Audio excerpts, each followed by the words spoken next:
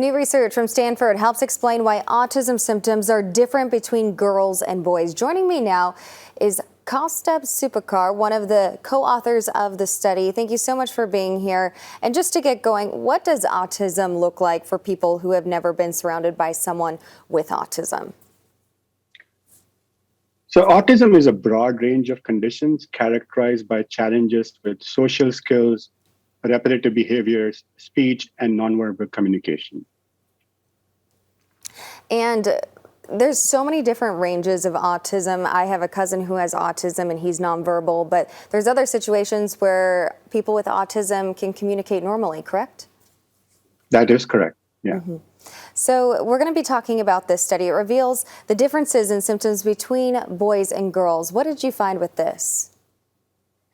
Yeah, so this was like the first study which examined differences in males versus females with autism, which is a highly understudied subject.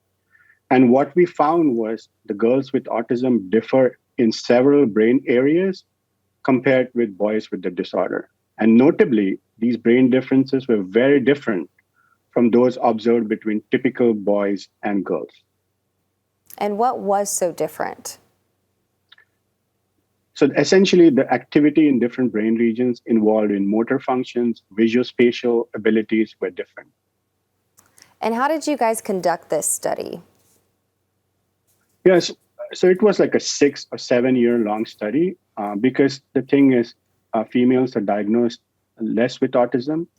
So it's very difficult to find data from these females with autism. So we had to collaborate with more than 25 labs across the world, actually, to get data we had, which is almost 700 girls and boys with autism. And why is there such a lack of research in autism? So autism research has been going on pretty good. The neglect has been females with autism. Because the condition itself was kind of defined using a very male-biased view of autism. And because the condition is different between males and females, that's the reason the females are highly neglected. So now that this study has been conducted and you have all of this research and numbers and a better understanding of what's going on, what does this mean for the future autism diagnoses and treatments, especially for women with autism? I think that's a great question. Our findings suggest that gender-specific diagnostic and treatments for autism are needed and needed urgently. And how will that change the lives of these people that do have this? I think that would drive early diagnostics, which is very, very critical for better treatment and better long-term outcomes, especially for females with autism. What does treatment look like for people with autism? I think it's a mix of everything.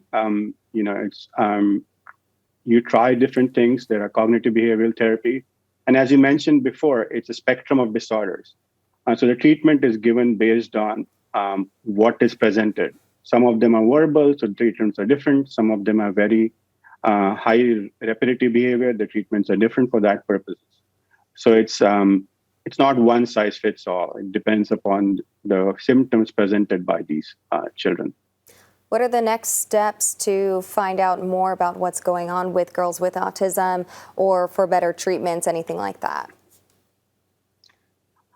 I think right now we are using, in our study as well, we are using the same diagnostic instrument to identify a boy or girl with autism. I think in future, if you have gender-specific diagnostics, and then look at treatments which are targeted to females, and then check how it responds based on the findings, that would be a great next start. So with girls not being identified as well of having autism, what were the issues coming up with that because that research wasn't there? I think one of the things we found out was normally females diagnosed with autism have less severe repetitive behavior. And repetitive behavior is one of the most earliest symptoms of autism. So if you are a girl and if you have less severe, that may be missed and you may not go to your pediatrician. And that would lead to delayed diagnostics. And if you have delayed diagnostics, the long-term outcomes of these females with autism would be poorer compared to males with autism. Okay, that's very interesting stuff. Kaustubh Supekar from Stanford, thank you so much for your time. Thank you for having me. Appreciate it.